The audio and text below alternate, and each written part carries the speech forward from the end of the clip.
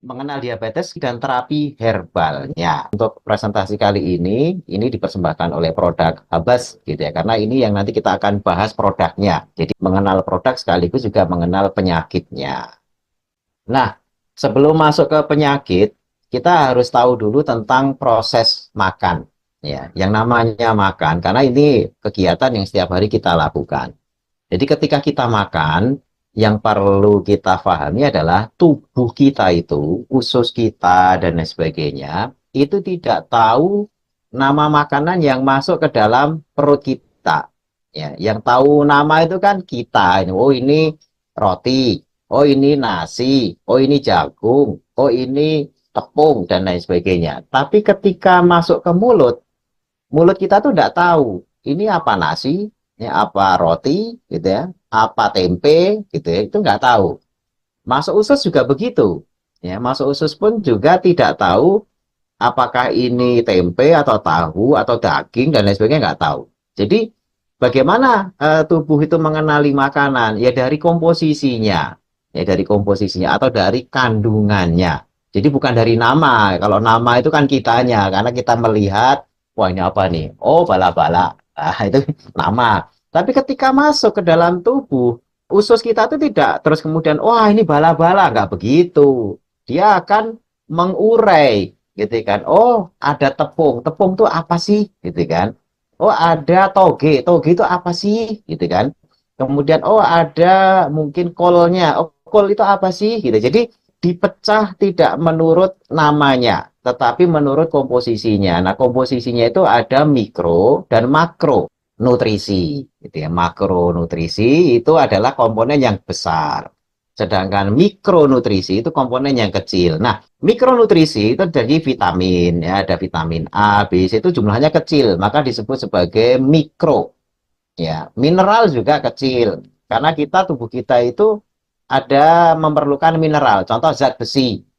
Ya, jadi tubuh kita tuh butuh, tapi ya nggak banyak gitu kan. Artinya untuk komponen-komponen seperti darah itu butuh zat besi, gitu. Tapi tidak terlantas kemudian kita makan besi, enggak. Makanya kita sebut sebagai mikronutrisi. Ya, karena jumlah yang kita masukkan ke dalam tubuh kita itu nggak banyak. Nah, vitamin juga gitu. Vitamin A juga nggak terlalu gede-gede banget. Makanya 500 miligram aja itu udah dihitung sebagai dosis yang besar gitu kan. 500 mili, padahal cuma mili bukan gram gitu ya. Nah, kemudian kalau makronutrisi itu kita asup dalam jumlah yang besar, maka disebut sebagai makro. Nah, makro itu apa saja? Itu terdiri dari karbohidrat, protein, lemak. Ini banyak gitu kan. Makanya disebut makro. Protein misalnya, kita makan ayam. Nah, itu kan makan tidak hanya sekedar miligram. Ya, makan ayam kok miligram dia kecil banget, itu cuma jadi serilit gitu ya. Kemudian lemak juga tidak mungkin cuma miligram, ya bisa sekian apa kalau dihitung total semuanya, ya kalau makan gaji, kemudian makan lemak jandul gitu ya, atau sop yang ada lemaknya, itu nggak mungkin cuma dikit, ya belum lagi gorengan. Jadi ini makro ini yang banyak, apalagi karbohidrat, ada yang makan nasi itu sampai sebakul gitu ya, jadi sepiring gede. Nah ini jumlah yang dimakan banyak. Beda dengan tadi zat besi, nggak mungkin zat besi kok sepiring gitu kan. Itu gimana ngunyahnya gitu kan. Maka disebut nutrisi atau zinc. Zinc itu seng. Ya kalau makan tongseng memang sepiring, tapi kalau sengnya aja tanpa tongnya tadi itu gitu ya, itu ya zinc atau seng ya tadi itu kita makannya dikit. Ya biasanya zinc itu banyak terdapat misalnya pada habatus sauda itu banyak zincnya itu. Kemudian seafood ya kayak kerang itu banyak zincnya, zinc atau seng gitu ya. Tapi maksudnya walaupun dikatakan banyak, ya jumlahnya tidak terlantas besar sepiring itu enggak, karena enggak mungkin kita makan seng gitu kan. Makanya disebut sebagai mikro. Ya, kalau makro yang banyak gitu. Nah, dari tiga komponen makro itu gitu ya, itu nanti akan dipecah dulu ya ketika masuk ke dalam tubuh. Jadi tubuh itu kenalnya apakah ini karbohidrat, protein, lemak atau vitamin dan mineral. Ya, kalau vitamin dan mineral karena jumlahnya sedikit atau kecil kita nggak bahas dulu. Kita bahas yang makro, ya makronutrisi. Ya. Karbohidrat ketika masuk itu akan dicerna, akan dipecah dalam bentuk monosakarida. Karena karbohidrat itu ada yang polisakarida. Polisakarida itu masih bentuk kimia kompleks. Nah, ini dipecah dulu. Ya, jadi tidak langsung bisa diserap. Nasi itu tidak diserap dalam bentuk nasi. Ya, dipecah dulu, dipecah menjadi monosakarida yang namanya glukosa. Nah, ketika sudah jadi glukosa inilah masuk ke dalam darah. Ya, sehingga namanya glukosa darah atau gula darah. Itu dari asalnya karbohidrat. Nah, sumber karbohidrat apa saja? Ya, kita kan taunya gula, betul, gitu kan. Karena gula begitu masuk, gula itu bahasa latinnya sukrosa. Ya, sukrosa, gula pasir, masuk diubah menjadi glukosa gitu ya, terus naikin gula darah. Nasi sama, ya itu diubah dulu jadi glukosa. Jagung sama, diubah oleh tubuh menjadi glukosa, gitu kan. Kentang sama juga, itu karbohidrat, diubah menjadi glukosa, gitu kan. Nah, terus buah gimana? Sama. Buah pun ketika dikunyah masuk menjadi glukosa. Jadi hal-hal yang tadi saya sebut, buah-buahan, ubi-ubian, yang dari tumbuhan itu ketika masuk berupa karbohidrat akan dipecah menjadi monosakarida yang kemudian menaikkan gula darah. Nah, ini nanti akan menjadi jawaban. Saya udah menghindari nasi kok gula darahnya masih tinggi ya. Kalau masih memakan jagung, masih kentang, masih tepung gitu ya, terigu dan lain sebagainya itu semuanya masih karbohidrat. Ya, karena yang paling mudah begini. Karbohidrat itu sumber nabati. Ya, karena tumbuh-tumbuhan itu menyimpan cadangan energinya dalam bentuk karbohidrat. Beda dengan manusia atau hewan. Hewan itu kalau nyimpan cadangan energinya dalam bentuk lemak. Ya, dalam bentuk apa? Lemak. Itu hewan. Manusia juga begitu. Tapi kalau tumbuhan menyimpan cadangan energinya dalam bentuk karbohidrat. Ada yang disimpan di ubi. Ya, misalnya kita makan ubi, ketela gitu ya, atau mungkin juga pengkuang dan lain sebagainya. Itu adalah karbohidrat karena tumbuhan menyimpan energinya di situ. Biasanya yang tinggi karbohidrat adalah bentuknya umbi-umbian, buah-buahan, biji-bijian, sama batang. Ya, jadi batang tumbuhan, umbi-umbian, kemudian buah dan biji. Nah, biji itu contohnya apa? Padi, ya gandum itu biji-bijian karena disitulah tumbuhan menyimpan karbohidrat. Jadi kalau dari tumbuhan, biji-bijian, buah-buahan, kemudian umbi dan juga batang, batang itu contohnya tebu.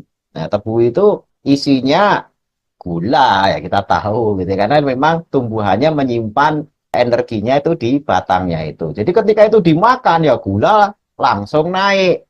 Makan umbi-umbian, gula tubuh kita ya langsung naik. Makan biji-bijian, gula juga naik. Walaupun ada sebagian biji-bijian yang nantinya gulanya rendah, bahkan tidak ada gulanya, ada juga. Gitu kan? Ada juga buah yang gulanya itu rendah sekali, bahkan cenderung banyak lemaknya, seperti misalnya alpukat. Nah, itu lemak itu, dalam bentuk lemak. Kalaupun ada karbohidratnya, itu karbohidrat berupa serat. Nah, jadi serat itu bukan monosakarida. Nah, monosakarida itu bentuknya glukosa, fruktosa, atau laktosa. Itu bentuk monosakarida. Tapi kalau yang kompleks, yang polisakarida, serat, serat itu aman, tidak menaikkan gula darah. Serat itu contohnya misalnya gini, kayak kelapa, sabutnya itu kan seratnya, ya itu. Lah, maksudnya bisa dimakan. Enggak, saya cuma ngasih ilustrasi, bukan masalah makanannya. Serat kayak sabut kelapa gitu itu kan itu serat. Nah, itu juga karbohidrat tapi itu polisakarida, itu tidak akan menaikkan gula darah. Makanya serat itu adalah bagian dari karbohidrat yang tidak menaikkan kadar gula. Kemudian setelah karbohidrat, makronutrisi yang lain itu protein. Nah, protein itu contohnya apa? Daging. Jadi daging itu bukan lemak kecuali kalau dimakan gajihnya. Gajih itu lemak. Tapi kalau dagingnya sendiri itu protein. Ya, kemudian kalau kita makan ikan, ikan itu protein, ya. Kemudian kalau makan jeroan, jeroan itu juga protein. Itu protein hewani, gitu ya. Kalau makan ceker dan lain sebagainya, itu ada protein yang namanya sebut sebagai protein hewani. Nah, ada juga protein nabati dari tumbuhan. Contohnya misalnya kedelai. Ya, makan protein nabati kedelai itu protein. Nah, itu dipecah ya dipecah dulu. Kalau tadi karbohidrat dipecah jadi monosakarida terus diserap jadi gula darah. Kalau protein dipecah dalam bentuk asam amino, ya asam amino. Nah, kalau lemak dipecah menjadi dalam bentuk asam lemak. Ya, asam lemak. Jadi asam lemak ini adalah pecahan dari lemak. Jadi lemak itu tidak diserap langsung jadi lemak gitu, enggak. Ya, tapi dipecah dulu menjadi asam lemak. Jadi di dalam tubuh kita berkeliaran lemak itu dalam bentuk asam lemak. Sebelum nanti disimpan lagi jadi gaji namanya trigliserid. Ya, gaji kita tuh namanya trigliserid. Nah, ini makronutrisi. Nah, di gambar ya coba diperhatikan di gambar presentasi ini itu ada nasi, sayur. Ya, tapi apakah itu sayur? Ya, coba diperhatikan. Nasi itu adalah karbohidrat. Nah, di situ ada sayurnya itu kentang sama makroni, gitu ya. Makroni itu tepung. Tepung berarti apa? Karbohidrat juga. Terus di situ ada kentang. Nah, kentang itu apa? Kentang juga karbohidrat. Ya, jadi walaupun di situ ada nasi, ada sayur, ya, tapi sebenarnya ini semuanya karbohidrat. Ya proteinnya sedikit sekali. Ya proteinnya sedikit sekali. Makanya dulu kan kita ada konsep nasi, sayur, lauk, gitu kan. Tapi kalau nasi terus sayurnya sayur kentang plus makroni, gitu ya. Terus kemudian lauknya perkedel, ya. Itu kita belum dapat protein sama lemaknya atau lemak proteinnya dikit banget. Jadi itu masih dominan karbohidrat. Nah, karena tubuh itu tidak tahu nama makanan. Yang dia tahu apakah yang masuk itu karbohidrat, protein, atau lemak. Nah, ini penting sekali. Jadi nanti jangan lagi kita boleh makan ini enggak kalau diabetes. Tubuh kita itu tidak kenal yang namanya makanan. Tubuh kita itu hanya kenal apakah itu karbohidrat, protein, atau lemak gitu kan. Nah, sehingga ketika sudah makannya nasi, sayurnya sayur kentang dengan makroni gitu ya, terus kemudian pakai perkedel sama kerupuk pakai tepung gitu ya, terus minumnya manis, wah sudah diabetes itu dari emas ya, lauk dan minumannya semuanya gula sebenarnya, yang akhirnya ujung-ujungnya satu sudah 4 sehat kok masih tidak sehat ya, karena yang dimakan cuma satu komponen yakni karbohidrat. Kemudian berikutnya setelah kita mengenal makronutrisi, nah yang terjadi saat makan karbohidrat ya, yang terjadi saat kita makan karbohidrat itu adalah makin banyak karbohidrat yang dimakan, glukosa darah kita itu akan naik. Karena tadi karbohidrat itu akan dipecah jadi monosakarida. Sehingga nanti diserap tubuh glukosanya naik. Nah, kemudian kalau glukosa naik, kan harus dipakai tenaganya. Kemudian energinya itu diolah gitu ya. Dan siapa yang ngolah itu namanya insulin. Ya, di sini kita tunjukkan gambar gitu ya, di mana gambar yang ada di sini, insulinnya itu kalau kemasukan protein, gitu ya, kalau kemasukan protein dengan kemasukan karbohidrat dan kemasukan lemak, itu ternyata respon insulinnya beda. Ya, yang paling tinggi adalah yang warna merah. Ini saya zoom dulu ya. Ini saya zoom. Nah, ini karbohidrat warna merah. Misalnya makan nasi, minum yang manis, boba, jus, atau apa. Sekarang kan banyak minuman-minuman tadi yang dibilang Mbak Angel tadi di depan itu. Kenapa ini banyak ini ya? Karena minuman-minuman di pasaran itu semuanya melibatkan gula. Nah, begitu minum makanan yang mengandung karbohidrat karena ada gula pasirnya, itu lompat tuh insulinnya. Langsung, teng gitu ya, warna merah. Nah, kemudian kalau makan protein naiknya nggak tinggi, ya insulinnya gitu. Karena respon insulin itu hanya tinggi kalau ada karbohidrat. Protein ya naik sedikit terus landai lagi. Apalagi yang dimakan lemak itu nggak terlalu naik ya, landai aja biasa yang warna kuning itu. Ya, padahal yang bikin komplikasi ya pada diabetes itu adalah yang namanya hiperinsulin. Hiperinsulin itu apa? Produksi insulin berlebihan. Jadi kalau kita ini belum kena diabetes, respon insulin yang seperti di gambar ini. Ya, ini respon insulin kita itu ini. Dan bahaya mengancam itu ketika insulinnya selalu dipompa tinggi. Loh kok insulinnya bisa tinggi terus kenapa? Karena yang dimakan selalu ngemil terus ya. Coba dari pagi gitu ya, sarapan, nasi itu udah naik. Selesai itu nanti ngemil snack. Snack rata-rata karbohidrat, entah keripik, ya, entah kerupuk, ya. Ada keripik, ada kerupuk. kemudian ada lagi yang dari kentang-kentang atau apa. Coba perhatikan, hampir semua snack kita itu adalah sumbernya nabati dan itu adalah semuanya karbohidrat. Jarang yang snack-snack protein. Ya, snack protein itu malah pada takut. Misalnya keripik ceker, misalnya itu protein itu. Ya, keripik kulit sapi itu protein. Ya, tapi rata-rata orang ngemil, gorengan dan sebagainya itu adalah yang digoreng, yang dicemil adalah karbohidrat. Maka insulin kita itu akan selalu sudah naik puncak, belum sempat turun dinaikin lagi naik lagi, habis makan tepung-tepung karbohidrat dan sebagainya, minum lagi yang manis-manis. Jadi akhirnya insulin kita itu naik pol. Nah, naik pol itulah yang nantinya kita cek terjadi resistensi insulin. Resisten itu artinya kebal, ya kebal. Nah, kita akan mempelajari sedikit nih agak teknis nih, gitu ya. Insulin itu kerjanya gimana sih di tubuh kita, gitu ya. Di sini saya tunjukkan nih, how does insulin work? Insulin itu ngapain sih sebenarnya kerjanya? Jadi setelah gula kita masuk ke dalam tubuh kita, glukosa darah dalam tubuh kita itu bertambah karena kita makan nasi, makan tepung, makan cemilan dan sebagainya, maka gula darah itu harus segera diturunkan, kalau enggak tinggi. Nah, maka insulin itu fungsinya adalah membuka sel.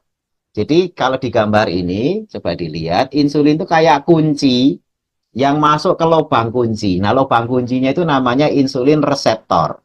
Nah, terus ada dalam sel itu ketika sudah dibuka kuncinya jebret gitu ya, itu ada namanya glucose channel. Glucose channelnya buka. Kalau yang tadi tertutup warna hijau, ini ya, bisa perhatikan warna hijau itu masih tertutup, close ya.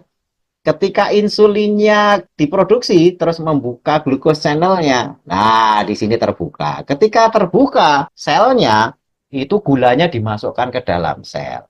Jadi tadinya gula itu di luar sel, gitu ya. Ketika insulin datang, dimasukkan ke dalam sel. Kalau gulanya sudah rombongan gula ini sudah masuk ke dalam sel, berarti dalam darah kalau dicek gulanya normal. Ya, jadi insulin itu fungsinya itu, buka sel, masukin gula ke dalam sel agar gula darahnya normal. Nah, berarti kalau gula darahnya tinggi itu gimana? Kenapa terjadi begitu?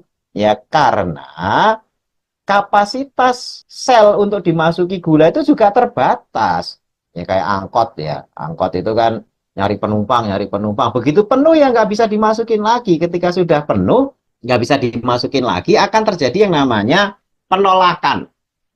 Ya, penolakan. Jadi insulinnya itu mau buka sel itu ditolak, ya, terjadi penolakan. Jadi insulin reseptornya itu mau dimasukin insulin itu terjadi yang namanya resisten tadi itu kebal, nggak mau dibuka, nggak mau, ya karena sudah kebanyakan gula yang dimasukkan. Jadi sistem perlindungannya jalan. Ya, karena kapasitasnya terbatas, masukin lagi, masukin lagi, masukin lagi. Nah, akhirnya terjadi resistensi. Nah, biar bisa muat lagi gimana? Akhirnya apa coba yang terjadi? Dokternya ngasih obat yang nambah insulin, gitu. Karena dianggap, wah ini kok ketika makan gula darahnya tinggi, ini berarti banyak gula belum masuk ke dalam sel. Nah, biar gulanya masuk ke dalam sel gimana? Ini kita pompa lagi kasih obat yang bisa memproduksi insulin. Nah, jadi sudah terjadi resistensi inilah yang kita sebut sebagai diabetes tipe 2. Jadi kalau Bapak Ibu itu pernah mencapai gula darah 200, itu sudah masuk kriteria diabetes. Ya, atau HbA1c-nya di atas 7, itu juga sudah masuk diabetes. Gitu kan. Biasanya 7, 8, itu wah ini udah diabetes itu. Nah, angka HbA1c. Nah, kalau sudah begitu, gitu ya, biasanya dokter malah tidak pernah menganjurkan gulanya tolong dikurangi dong. Enggak, ya udah makan aja minum obat. Yang penting minum obat. Padahal obat yang diberikan itu hanya sekedar memproduksi insulin untuk nambah kapasitas dijejel-jejelin lagi selnya itu dengan gula. Ya tadinya kan dengan dosis biasa insulin dijejel-jejeli udah penuh nih. Nah, tambahin insulinnya, jejelin-jejelin lagi gitu kan. Tapi sebanyak-banyaknya insulin yang diproduksi akan sampai pada kondisi di mana produsen insulin itu kelelahan. Nah, jadi yang produksi insulin siapa? Itu adalah pankreas. Ya, jadi ketika terjadi diabetes tipe 2, ya, itu bukan berarti insulinnya kurang, bukan. Justru insulinnya berlebih, ya, tapi gagal memasukkan gula ke dalam sel sehingga gulanya berkeliaran di darah, di pembuluh darah. Jadi kalau Bapak Ibu cek gula darahnya jebret 300, itu berarti gula darahnya itu tidak masuk ke dalam sel, tapi berkeliaran di darah. Itu bahaya itu. Nah, oleh dokter dikasih obat untuk nambahi insulin. Padahal ketika itu apakah kurang insulin? Tidak. Pada saat gula tinggi, pada diabetes tipe 2, itu tidak kekurangan insulin. Tapi biasanya dokter ngasih obat yang naikin insulin. Apakah berhasil memasukkan? Ya berhasil, tapi tidak menyelesaikan masalah.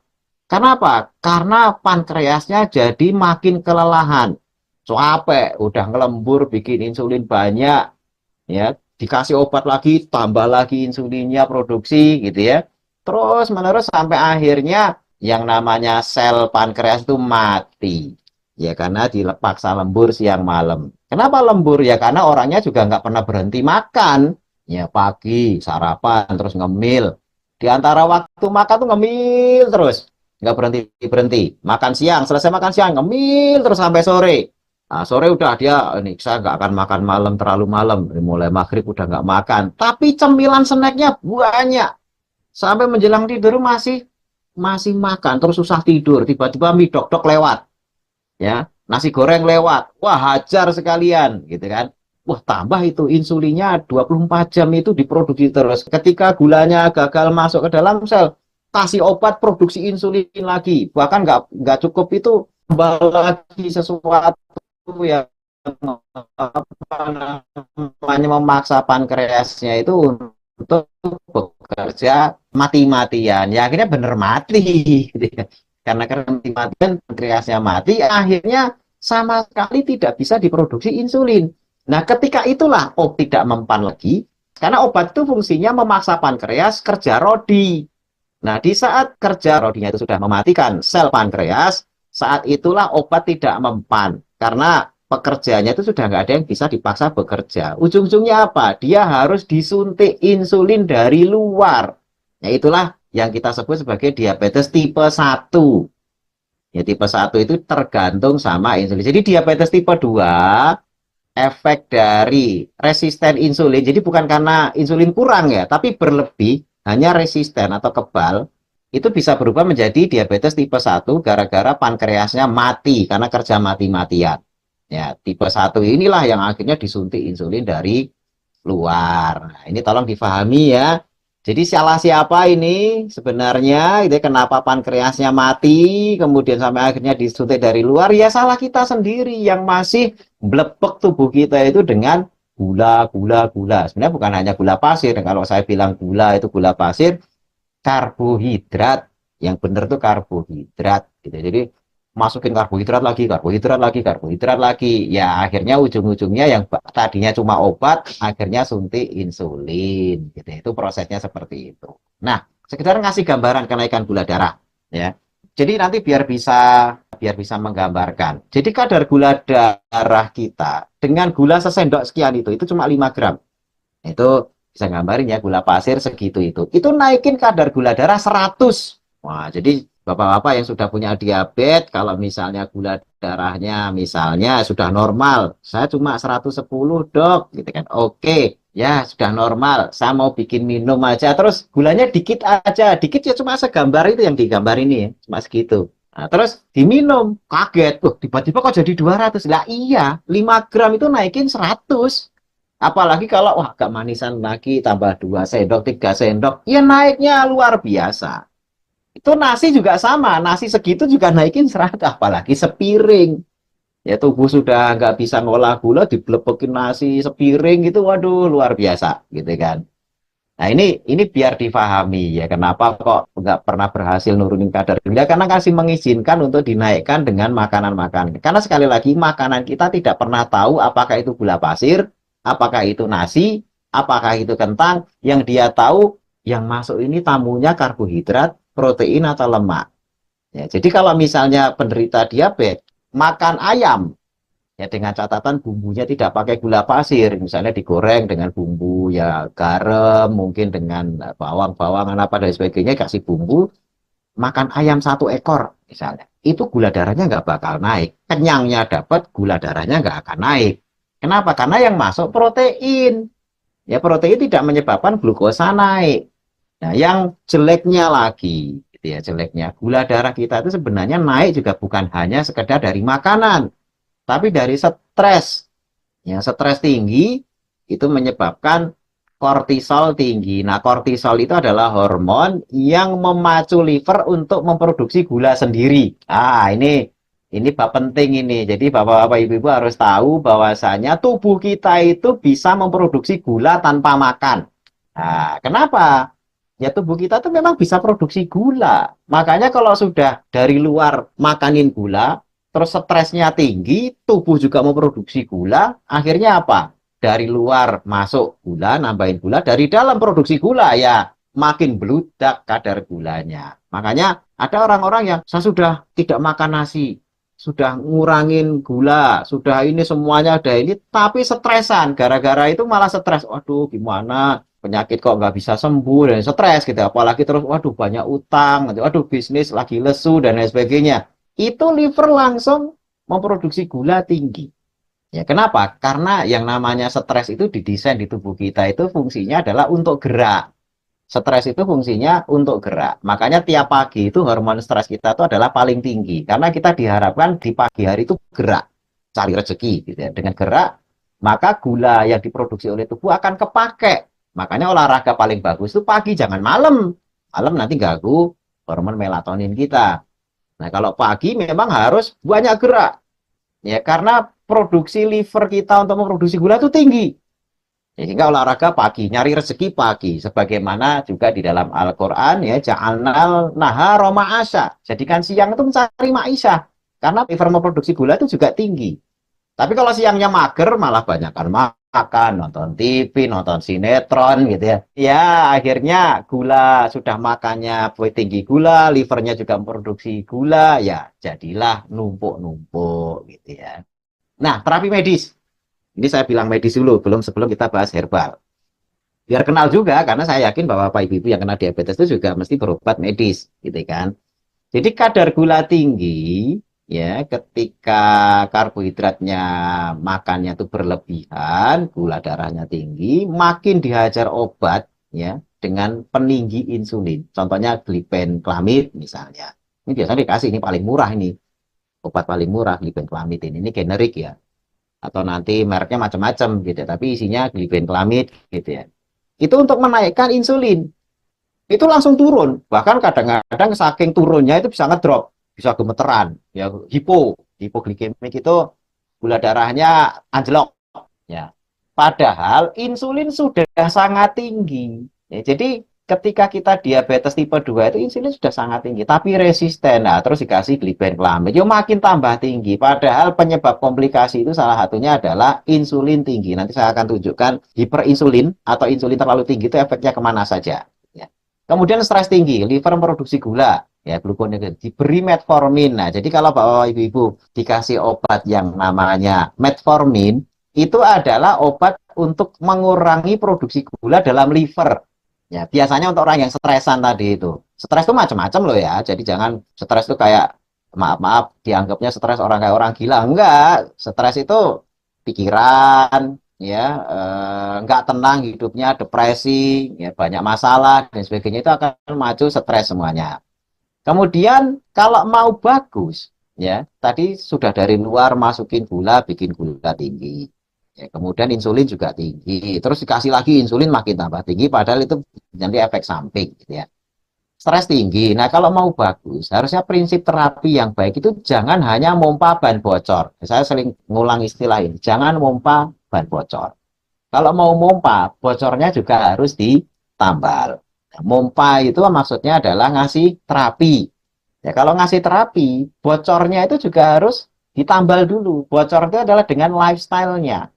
Lifestyle itu harus ditambal dulu. Karena kalau cuma mompa, bocornya nggak diperbaiki, capek. Ya, bayangin mompa kok ban bocor, capek. Kalau bocornya halus sih masih lumayan lah masih di. Tapi kalau bocornya sudah bocor gede, ya nggak bisa diapa-apain. Jadi harus ditambal dulu gitu. Makanya harus holistik tuntas. Nah, bahasa kita holistik itu menyeluruh. Ya bocornya ya ditangani, ya kempesnya ya dipompa gitu ya. Jadi terapi diberikan dan sebab sakitnya ditinggalkan. Bocor itu yang bikin sebab sakit. Ya, pompa itu untuk terapinya. Terapinya pompa. Tapi sebab sakitnya, yakni bocornya, ya harus ditambal. Sebab sakitnya itu harus ditinggalkan. Jangan sampai sebabnya ayo, dihajar aja. Obatnya juga ayo, juga dihajar. Nah, itu nanti tambang. Ya, tarik tarikan antara penyebab sakit dan penyebab sembuhnya itu kuat-kuatan gitu kan. Kalau kebetulan pas sebab sakitnya lemah, terus obatnya pas lagi kuat-kuatnya ya mungkin akan membaik. Tapi ketika suatu ketika lengah, sebab sakitnya itu dihajar aja itu ya, jadi malah tambah kuat, ya obatnya akan nggak ngefek, gitu kan. Jadi tetap ini akan melibatkan pilihan sehat itu ada pada si pasiennya. Ya terapi kita akan kasih jalan-jalan terapinya, tapi juga bagaimana kalau mau tuntas, itu juga sebab sakitnya ditinggalkan. Ada orang kejepit pintu, nyeri, terus minum obat nyeri. Ya, karena minum obat nyeri kan nyerinya berkurang, tapi jepitannya nggak dilepas. Wah, itu diketawain yakin saya. Itu mesti diketawain. Kenapa? Ya, tangan saya nyeri banget gitu kan. Ya udah minum obat nyeri, tapi kok masih nyeri ya? Lah iya, jepitannya belum dilepas, masih di pintu mulut jarinya gitu ya. Nah, itu gambaran lucu sebenarnya gitu ya. Tapi kadang-kadang kita tuh melakukan yang lucu-lucu itu di dalam tiap hari kita. Ya, obat gulanya diminum jadi turun, tapi penyebab tingginya gula juga masih dikerjakan tiap hari. Nah, itu jadi kejadian lucu sebenarnya. Cuma jadi gak lucu karena itu jadi penyakit masalahnya gitu ya. Nah, jadi ini terapi medis itu harus tuntas. Berikutnya, nah kita bahas masalah herbalnya. Di sini ada herbal Habatus Sauda dan Zaitun. Nah, produknya ini habas, ini kan isinya Habatus Sauda dan Zaitun. Ya, Habatus Sauda ini penting untuk difahami cara kerjanya dulu. Itu bekerjanya di luar pankreas. Tadi kan pankreas memproduksi insulin. Kalau sudah tinggi, jangan dipaksa kerja mati-matian. Justru gulanya diturunin, tapi jangan pankreasnya yang disuruh kerja mati-matian sampai akhirnya pankreasnya mati. Nah, jadi habatus sauda itu kerjanya bukan di pankreas. Jadi istilah dalam penelitian nanti ada jurnal-jurnalnya itu ya. Itu kadar glukosa diturunkan dengan ekstra pankreas. Maksudnya apa? Di luar pankreas, bukan dengan cara menaikkan insulin, ya, tapi memperbaiki sensitivitas reseptor insulin. Ya, reseptor insulinnya diperbaiki sensitivitasnya. Nah, selama bekerja habatus sauda ini, kalau bisa juga dibantu dengan kontrol makan glukosa atau sumber karbohidrat yang dikurangi, atau memilih karbohidrat yang banyak seratnya. Ya, kalau misalnya nggak bisa ngurangi ya banyak seratnya. Yang banyak seratnya itu contohnya apa? Daun-daunan. Ya, daun-daunan itu banyak seratnya. Jadi sumber karbohidrat yang banyak seratnya itu daun atau kalau bahasa kita itu sayur. Nah, cuma kadang-kadang antara sayur dengan buah itu kita suka campur aduk. Dan itu istilah-istilah itu kan seperti misalnya tomat itu sayur apa buah sih? Misalnya itu kadang-kadang membingungkan. Kentang itu buah apa sayur apa umbi atau apa gitu kan, nah, yang kayak gitu. Tapi maksudnya saya nggak usah bilang sayur atau buah tapi daun-daunan. Jadi ya bahasa kita sayur, tapi kalau saya bilang sayur nanti akhirnya lari kemana-mana yang sebenarnya itu buah gitu kan. Nah, kemudian dibantu juga dengan minum habatus sauda, ya. Dengan habatus sauda itu bisa menekan stres. Ya, karena kemarin yang ngikutin webinar yang kemarin gitu ya tentang manfaat habatus sauda dan zaitun itu salah satunya menekan depresi. Jadi menekan stres. Menekan stres ini akhirnya menekan kortisol. Menekan kortisol mengurangi produksi gula di liver. Nah, ini penting gitu ya. Terus habatus sauda ini ya memiliki kemampuan juga yang lainnya gitu ya, itu menekan komplikasi seperti hipertensi dan sebagainya bisa ditangani gitu ya. Kemudian juga memperbaiki aliran darah gitu ya. Kemudian juga hal-hal yang lain yang nantinya akan membantu bagaimana tidak hanya sekedar diabetesnya tapi juga komplikasinya tertangani. Nah, kemudian kalau untuk zaitun menyokong perbaikan dengan apa? Satu, menyediakan energi cepat. Ya, kenapa? Karena dalam zaitun itu ada kandungan, walaupun jumlahnya gitu ya, itu juga lumayan tinggi ya, MCT. MCT medium chain triglyceride. Ya, jadi triglyceride itu minyak gitu ya. Tapi yang rantainya itu medium. Itu rantai medium itu rantai yang mudah diputus sehingga energinya cepat. Jadi menyediakan energi yang cepat ya, sebagaimana kalau orang tuh minum gula. Kalau kita minum gula itu kan begitu diminum gula itu langsung diserap oleh tubuh terus badan jadi seger. Nah, zaitun itu ketika kita minum ya minyaknya ya itu juga akan memberikan energi yang cepat, yang instan ya sehingga tidak lemes, kemudian lebih berstamina. Nah, pada penderita diabetes, kenapa lemes? Apakah nggak ada sumber energi? Ada. Sumber energinya apa? Gula. Karena tubuh kita itu memiliki dua sumber energi, yakni gula dan lemak atau minyak. Ya. Nah, gula dalam penderita diabetes tidak bisa diolah. Ya, kenapa? Ya karena tubuhnya gagal ya mengolah gula. Akhirnya gulanya tinggi nggak kepake. Nah, tubuh bingung. Tubuh bingung, waduh saya nggak dapat energi. Maka dia akan mengakses lemak. Nah, kalau kita minum zaitun, wah senang sekali tubuh kita. Alhamdulillah ada sumber energi alternatif masuk. Ya, ini minyak-minyak. Termasuk minyak apa tuh? Saya kemarin kita juga sudah bahas ya kandungan karbohidratnya berapa dan sebagainya. Maksudnya juga ada kandungan minyak yang bisa dipakai sebagai sumber energi. Nah, kemudian membantu pasien tetap bugar walau mengurangi karbohidrat. Kenapa? Karena banyak orang susah sekali mengurangi karbohidrat.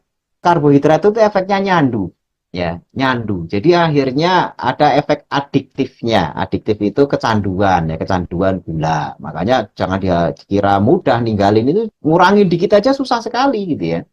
Kemudian membantu tadi melepas kecanduan karbohidrat. Itu fungsi zaitun. Ini dengan minum habas bisa, nanti dosisnya bisa dari sejak pagi 3. Kalau misalnya butuh yang agak bugar banget, pagi 4, ya, sore 4, nggak apa-apa. Karena semakin dosisnya tinggi, semakin memiliki cadangan energi yang juga tinggi. Nah, sehingga memang ini disarankan sekali bisa dikonsumsi harian. Nah, kenapa kita menekankan pengobatan herbal ini agar tidak menaikkan insulin? Karena efek insulin tinggi itu coba ini saya kasih ilustrasi. Ini dangers of hyperinsulinemia. Wah, ini dari sejak atas neuro tuh ngerusak otak nih. Ya, insulin kalau terlalu tinggi ya, apalagi tambah obat peninggi insulin lagi, itu bisa terkena Alzheimer, jadi pikun. Ya, terus neuropati perifer ini dari saraf ini ya. Ya, neuropati perifer itu kayak yang kesemutan dan sebagainya itu efek dari insulin tinggi. Penderita diabetes biasanya kesemutan menginjak puntung rokok aja kadang-kadang nggak terasa. Retinopati, saraf di mata, akhirnya bisa buta gitu ya. Parkinson disease yang gemeteran itu, autisme ya. Kemudian ke lambung, ya ke lambung itu bisa menyebabkan hipertrigliseridemia. Jadi trigliseridnya itu tinggi.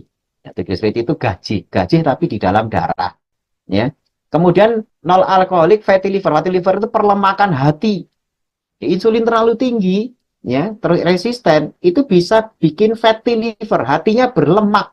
Ya, kemudian ulcerative colitis itu koreng di pencernaan. Ini gula tuh jahat banget itu. Ya, karena dengan gula insulin tinggi, ya itu kejahatan gula plus insulin tadi itu kemana-mana aja. Termasuk ke endokrin gitu ya. Jadi fatty liver, obesity, kegemukan, ya PCOS itu kista. Ya, itu karena gula juga. Gitu ya. Cancer. Nah, cancer itu juga dipacu oleh karena makanan kesukaan kanker itu adalah gula. Baik kanker payudara, ovarium, kanker kolon, dan sebagainya. Nah, yang nanti kita akan bahas itu urologi. Nefropati, ngerusak nefron atau ginjal, yang akhirnya kadang-kadang penderita diabetes itu akhirnya cuci darah, dan erectile dysfunction, disfungsi ereksi. Kenapa? Karena, maaf ini agak sedikit bahas organ reproduksi gitu ya. Ketika sudah diabetesnya tinggi, saraf dan pembuluh darah itu rusak. Nah, nanti gangguan yang lain kayak aterosklerosis, ke jantung, ke koroner itu sudah pasti itu kemana-mana. Memang gula ini efeknya kemana-mana. Padahal sebenarnya kuncinya gampang.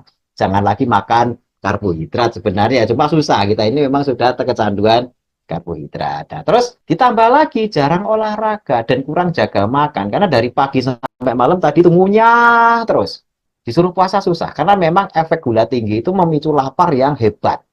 Ya, gula darah tinggi insulin tinggi itu memicu lapar yang hebat. Lapar yang bukan karena butuh makan, ya. Lapar yang bukan karena butuh makan, tapi merasa ingin makan. Nah, keinginan makan dan butuh makan itu beda.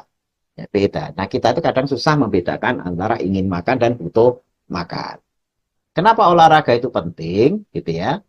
Karena olahraga, terutama olahraga yang kita anjurkan bukan olahraga kardio. Olahraga kardio itu lari, jogging, ya, sepeda. Enggak, olahraga yang kita anjurkan itu adalah olahraga workout. Workout itu adalah olahraga yang membesarkan massa otot. Jadi kayak angkat barbel.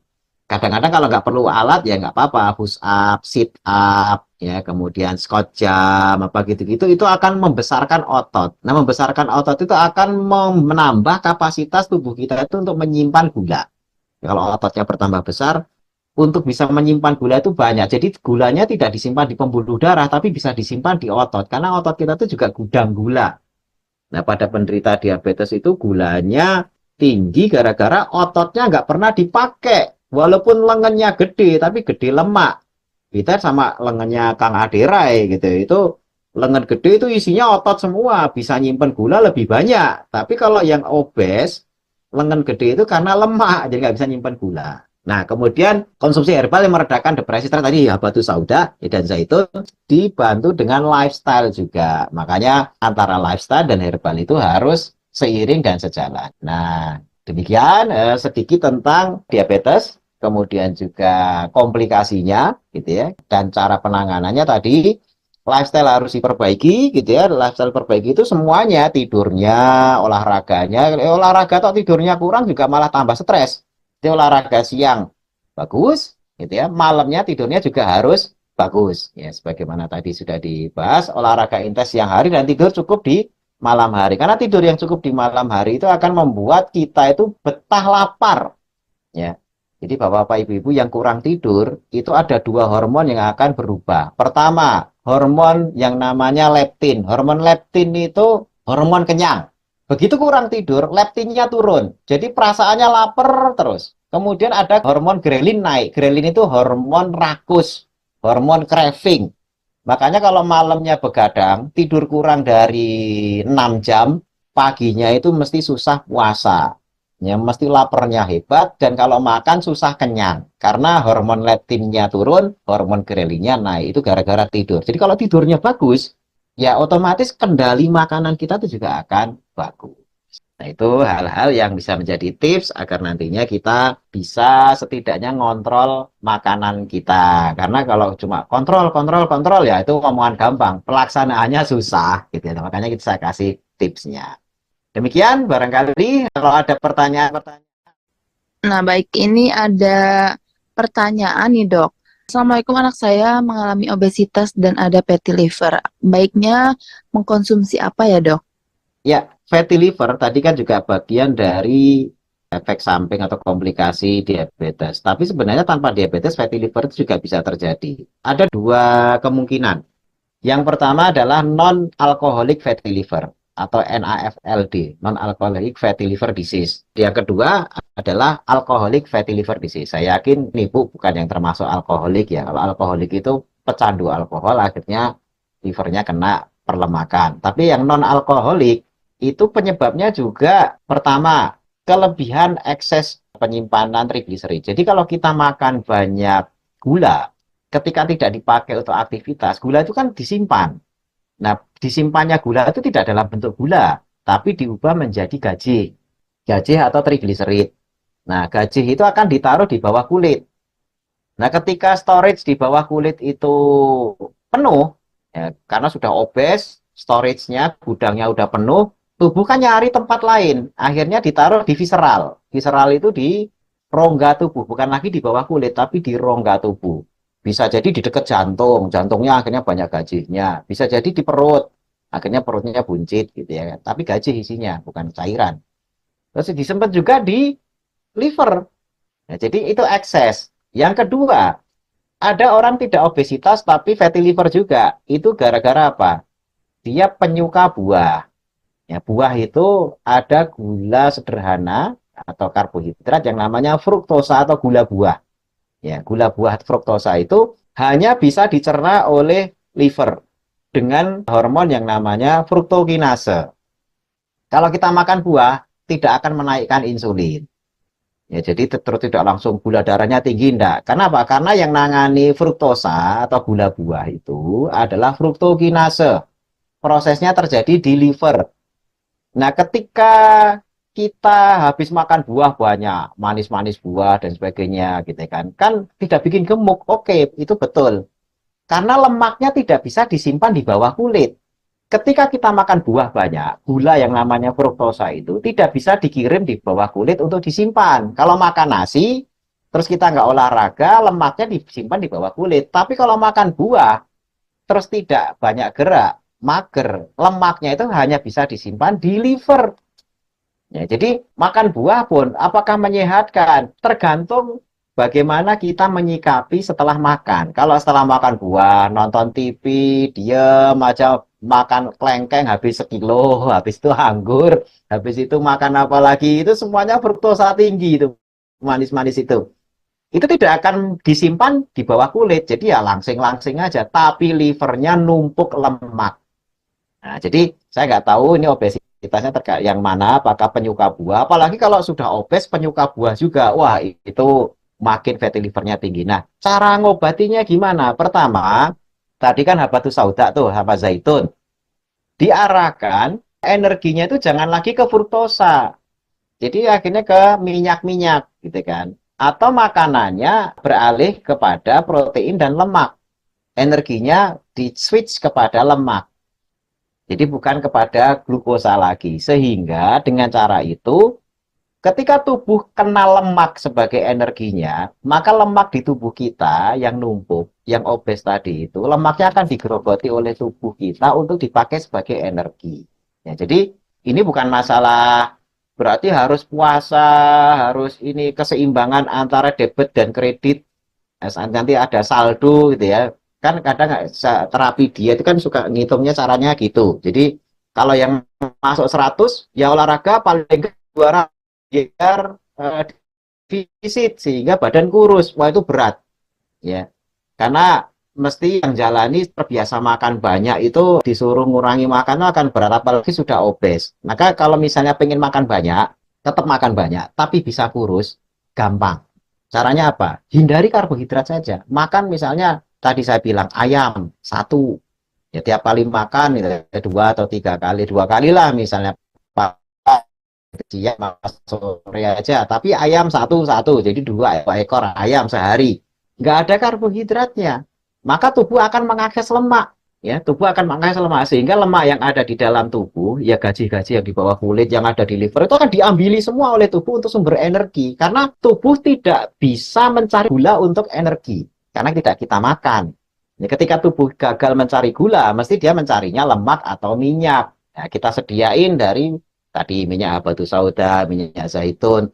Terus tubuh kita sendiri, ketika tubuh kita kenal dengan sumber energi dari lemak, kurusnya cepat. Sebulan aja itu saya jamin 3-5 kilo turun tuh, selama tidak konsumsi karbohidrat gitu kan. Tapi kalau masih kenal nasi, tubuh akan ngejar nasi, ngejar karbohidrat gitu kan. Walaupun cuma sesendok, 2 sendok, itu akan dikejar. Ya, sehingga lemak itu tidak pernah diasah. Tubuh kita tuh ada yang namanya Redox cycle. Redox cycle itu apa? Ketika tubuh dimasuki karbohidrat, maka dia tidak akan mengakses lemak. Jadi orang gemuk selama mengkonsumsi karbohidrat, lemaknya tidak akan dipakai oleh tubuh untuk energi. Tapi begitu kita stop karbohidrat, maka walaupun kita makan banyak, ya tadi saya bilang 2 ekor, 3 ekor ayam sehari, selama tidak konsumsi karbohidrat, maka lemak kita akan dipakai oleh tubuh. Kurus gitu ya. Makanya healnya tadi bisa batu sauda dengan zaitun gitu ya. Tapi menu makanannya walaupun masih makan banyak, usahakan tidak ada karbohidratnya. Dan ini yang berat gitu ya. Karena merubah habit itu memang susah. Gitu. Tadi gula darah dan hipertensi ya, artinya diabetesnya sudah berkomplikasi kepada hipertensi. Memang begini, selama ini ketika seseorang itu hipertensinya tinggi, itu selalu yang disalahkan tuh garam. Ya, karena garam itu memang mengandung natrium yang menyebabkan pompa jantung itu naik, pompa jantung naik, akhirnya tekanan darahnya tinggi. Padahal sebenarnya garam itu mudah buangnya, ya lewat urin itu gampang buangnya. Lewat keringat, ya makanya kan keringat ya agak mungkin ada yang pernah ini kan netes keringat dari apa itu asin gitu ya, tipis juga asin gitu ya. Itu karena buang garam itu mudah. Yang paling susah itu buang gula. Nah, tapi pada penderita diabetes, buang garam itu juga susah. Kenapa? Karena ketika gulanya tinggi, garam itu walaupun dibatasi, itu susah dibuang karena terjadi tarikan oleh kadar gulanya. Jadi gula tinggi itu menyebabkan garam susah dibuang. Karena garam susah dibuang, akhirnya tekanan darah itu mesti naik. Jadi biang kerok kenapa tensi naik pada diabetes itu gulanya. Jadi kalau membatasi garam, ya memang itu upaya. Tapi kalaupun tidak membatasi pun, gitu ya, atau sudah membatasi, tetap garam itu tidak bisa dibuang secara sempurna karena diikat oleh gula. Nah, makanya dalam hal ini kontrol gula itu paling penting. Jadi yang perlu dilakukan, betul konsumsi herbal, insya Allah, gitu kan, itu bisa langsung ke sebab tadi itu. Tapi sekali lagi harus dibantu dengan upaya ikhtiar bagaimana makanan-makanan yang tadi masih dikonsumsi berupa karbohidrat, pilih karbohidrat yang seratnya itu tinggi. Ya, seratnya itu tinggi. Sebagian yang tetap tidak bisa meninggalkan karbohidrat, misalnya pilih gandum yang seratnya itu keras gitu ya, artinya yang seratnya tinggi, yang kayak oat dan sebagainya. Walaupun itu juga kalau oatnya banyak ya tetap gulanya naik tinggi juga, gitu kan. Atau mulai menggunakan makanan-makanan yang karbohidratnya rendah. Contoh misalnya sekarang itu sudah mulai terkenal ubi porang. Ubi porang ditambah konjek sehingga ada beras ya beras-beras perporang dan lain sebagainya yang bisa dilihat tuh komposisi karbohidratnya rendah itu bisa menjadi pengganti nasi sehingga akhirnya dengan cara itu herbal jalan dengan tugasnya tapi juga apa yang kita asup tidak menyebabkan gula darah kita naik. Nah kalau sudah gulanya bagus pembuangan garamnya bagus insya Allah diabetes plus hipertensi itu akan stabil. Bahkan kalau itu terjaga lama, pankreas yang tadinya sudah setengah mati, tadi itu sudah mati-matian, itu pun bisa menjadi bagus lagi. Ya, produksi insulinnya tidak harus disuntik dari luar dan sebagainya itu bisa dengan catatan kadar gulanya itu normal dalam jangka waktu yang lama. Bahkan apakah diabetes bisa disembuhkan? Bisa. Karena kriteria-kriteria diabetes itu secara umum kan kadar gula darah di atas 200, HbA1c di atas 7 atau 8 tadi itu ketika HbA1c-nya sudah di bawah 6 misalnya, kadar gulanya sudah di bawah 100 terus, ya itu namanya sudah sembuh. Ya, dan apalagi ketika makan nasi, gula dan sebagainya lagi naiknya juga tidak terlalu tinggi, itu berarti pankreasnya sudah pulih. Nah, itu sebenarnya bisa dilakukan, tapi dengan cara tadi itu meremajakan pankreas itu jangan dikasih beban dulu. Ya, kalau masih dikasih beban lagi, malah dikasih obat yang memproduksi pankreas tinggi dan sebagainya. Ya tadi, pankreasnya malah makin lama makin tidak berkualitas dan malah mati. Ya, jadi beri kesempatan untuk recovery, beri kesempatan untuk membaik dulu, baru kemudian nanti baru dikasih beban lagi. Ya. Nah, termasuk ini yang mumpung bulan Dzulhijjah juga ya puasa, itu mengistirahatkan pankreas. Ramadan, pankreasnya seneng banget tuh, happy tuh, walaupun mungkin kitanya lemes. Ya, satu-satunya yang berteriak nggak suka puasa itu kan lidah kita sama perut kita. Tapi organ yang lain tuh happy banget kalau kita itu puasa. Karena banyak diistirahatkan dan banyak melakukan recovery.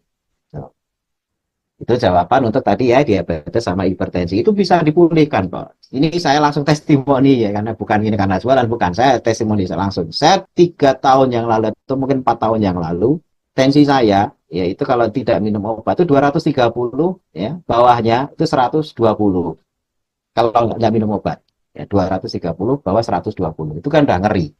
Gula saya 400-an, kolesterol dan sebagainya itu bahkan di atas 400. Tapi kemudian saya cuma menghindari satu komponen makanan makronutrisi, ya ini karbohidrat. Ini makanan cuma protein sama lemak itu semuanya pulih tanpa obat. Hanya herbalnya habatus sauda tetap saya minum, zaitun tetap saya minum sampai sekarang. Ya, obat-obat kimia dulu kalau minum obat diabetes aja bisa 3, obat kolesterol 2, ya obat hipertensi itu bisa 3, itu 8 paling nggak. Asam urat biasanya nyusul karena asam urat itu terkait juga dengan gula. Ya, jadi sehari itu paling nggak 8 sampai 10 tablet saya minum karena saya tahu obat, karena saya dokter. Ya, tapi ternyata tidak menyelesaikan masalah. Yang menyelesaikan masalah itu ya tindakan alami kita sehari-hari. Kita jaga makan kita. Kalau bisa ada puasanya juga, tidurnya cukup, herbalnya hajar. Herbal apa tuh sauda tibu nabawi, hajar udah itu juga solusi yang alami. Demikian. Baik, Dok. Nah, ini untuk pertanyaan terakhir akan kita bacakan juga. Nah, Assalamualaikum warahmatullahi wabarakatuh. Ya, Dok, salam. suami terkena diabetes sudah 14 tahun. Saat ini obatnya masih diminum untuk medisnya. Kemudian, kalau pakai herbal, apakah untuk obat kimianya dihentikan, Dok? Sebenarnya herbal dan obat kimia itu masih bisa berdampingan, ya. Kalau efeknya itu potensiasi itu saling mendukung, itu baiknya ada yang dikurangi dosisnya. Contohnya herbal bisa bekerja sebagai penurun gula, tapi juga masih minum obat gula. Obat gulanya tolong dikurangi, sehingga tidak potensiasi yang menyebabkan hipo. Hipo itu ngedrop. Ya kalau ngedrop ya itu juga nggak sehat. Takutnya nanti gemeteran, keringetan, jantung berdebar. Itu untuk ciri-ciri hipo pada penderita diabetes. Jadi sifatnya kita bukan mensubstitusi, bisa kombinasi kok. Suplementasi itu sifatnya melengkapi. Hanya dalam rangka melengkapi itu kita harus tahu apakah ini potensiasi. Kalau potensiasi itu saling meningkatkan efek, ya baiknya salah satunya dikurangi. Gitu, diatur. Bukan misalnya, "Oh, udah obatnya tinggalkan gitu kan." Nah, itu kalau kayak gitu-gitu saya bukan tipe yang begitu karena itu juga dikasihkan oleh teman sejawat. Jadi saya nggak bisa mengatakan obatnya dihentikan, jangan gitu kan. Tapi kalau misalnya berubah lifestyle ya, lifestyle itu maksudnya yang tadinya masih makan karbohidrat terus saya sudah nggak makan karbohidrat, baiknya obat dihentikan. Artinya itu kalau merubah lifestyle. Karena kalau sudah nggak makan karbohidrat ke obat gulanya diminum, pasti ngedrop. Karena tidak ada lagi gula yang masuk ke dalam tubuh. Gitu. Tapi kalau masih, enggak dok, ini masih makan nasi, masih makan ubi, minumnya juga masih gula pasir dan lain sebagainya, ya mau nggak mau obat gitu ya. Makanya itu pilihan. Nah, kalau mau tuntas, memang lifestyle-nya berubah. Tapi kalau belum mau berubah, ya mau nggak mau obat. Nah, semua jalurnya sudah saya paparkan tadi. Kalau obat itu arahnya nanti makin lama kalau terus tidak selesai, mesti akan jatuhnya ke insulin ujung-ujungnya. Tapi kalau bisa nahan diri, apalagi bisa puasa intermittent gitu ya, pagi itu nggak sarapan, siangnya konsumsinya protein lemak atau glukosanya cuma dikit gitu ya. Nah, itu insya Allah tidak perlu obat pun oke-oke saja. Gitu. Jadi kita memperbaiki lifestyle dan hanya herbal. Herbal itu kita fungsikan sebagai makanan sebenarnya, bukan sebagai obat. Walaupun efeknya seperti obat. Makanya dikombinasi oke, tapi jangan ditinggalkan. Karena di sini saya tidak punya wewenang untuk menghentikan terus dilakukan oleh dokter. Demikian.